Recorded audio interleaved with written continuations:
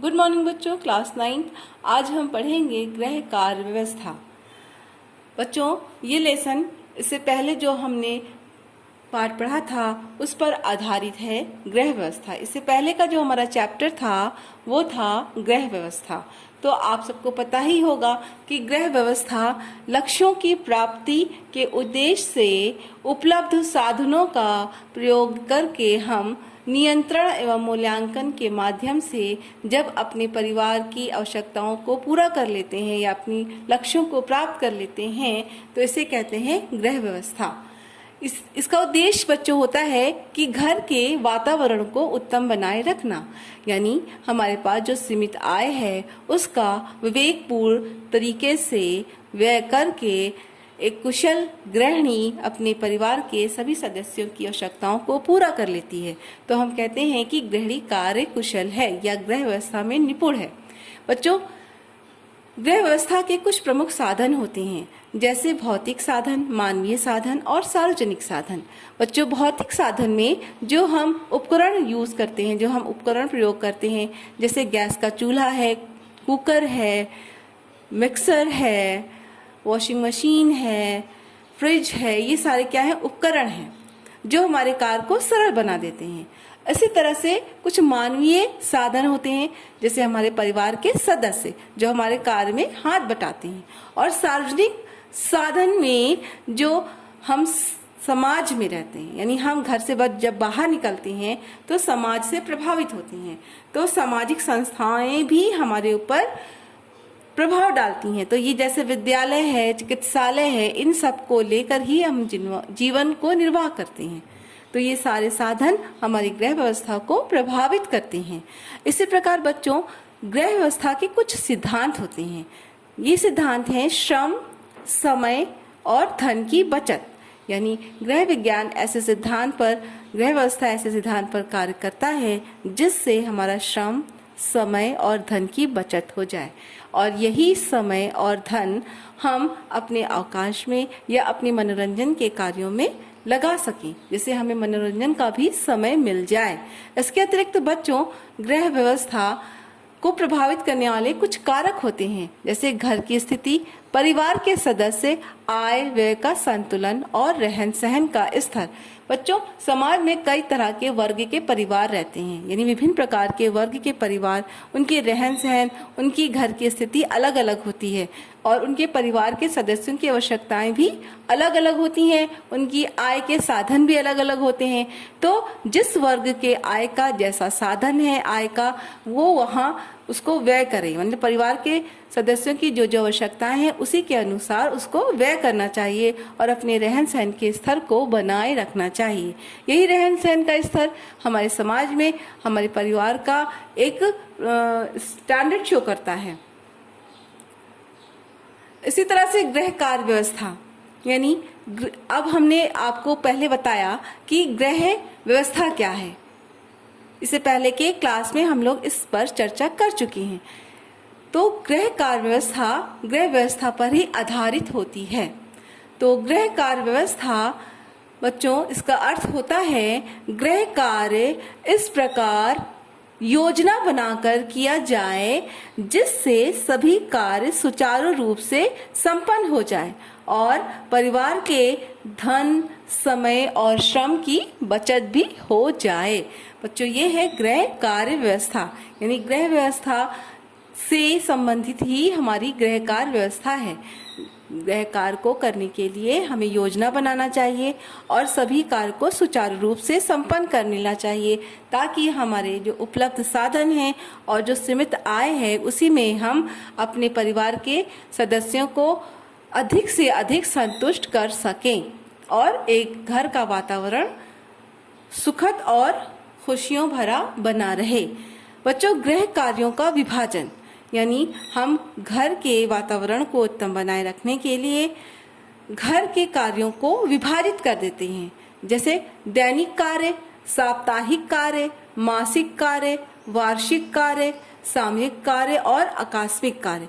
बच्चों, आपने अपने घर में अपने मम्मी का विभिन्न कार्यों में हाथ तो बटाया ही होगा और आपको पता ही होगा कि दैनिक कार्यों में कौन कौन से कार्य होते हैं, जैसे प्रतिदिन की साफ सफाई, झाड़ू पोछा, बर्तन, रसोई का कार्य, खाना बनाना, परोसना, पढ़ाई करना इत्यादि।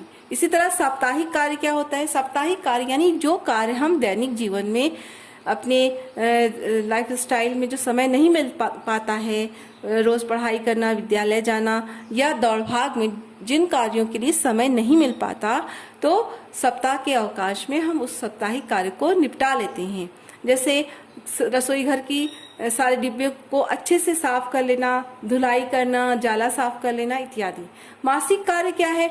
मासिक कार्य जो महीनों में किया जाए, जैसे अगर रसोई घर में अनाज का संग्रह किया हुआ है और या अचार है, मुरब्बा, इन सबको धूप दिखा देना और अलमारी को साफ कर लेना, कपड़ों को अच्छे से धूप दिखा लेना, ठीक है।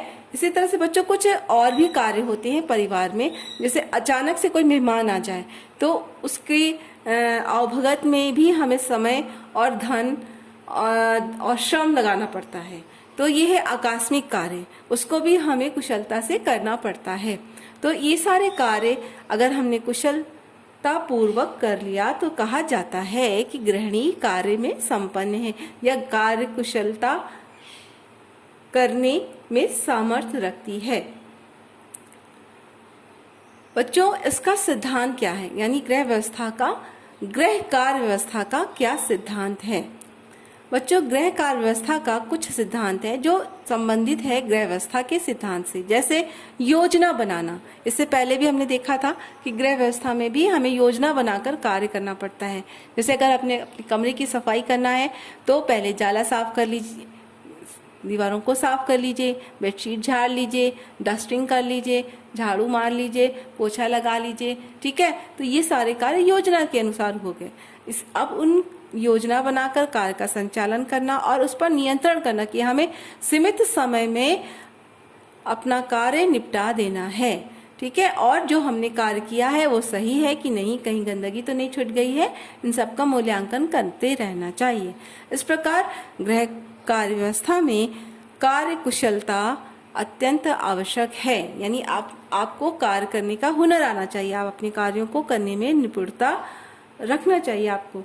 तो हम कह सकते हैं कि अगर आपने अपने कार्य को अच्छे से कर लिया है, कार्य में निपुण हैं और योजना बनाकर नियंत्रण के साथ अपने कार्य को कर रही हैं, तो आप गृह व्यवस्था या गृह कार्य व्यवस्था के सिद्धांत को लागू करते हुए अपने परिवार के लक्ष्यों को पूरा कर रही हैं। तो इस प्रकार हम देखते हैं कि बच्चों, गृहिणी के क्या कर्तव्य हैं, यानी गृह कार्य में या गृह कार्य व्यवस्था में एक कुशल गृहिणी का क्या कर्तव्य होना चाहिए। तो गृहिणी के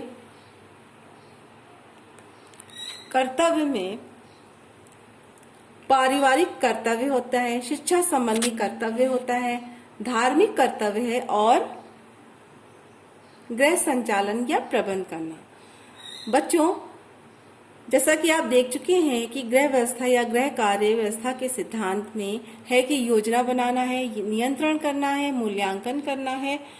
तो इसी प्रकार घर के विभिन्न कार्यों को योजना बनाकर उस पर नियंत्रण रखते हुए समय समय पर उसका मूल्यांकन करते हुए एक कुशल गृहिणी अपने परिवार के समस्त कार्यों को कर लेती है। तो गृहिणी के क्या कर्तव्य हैं?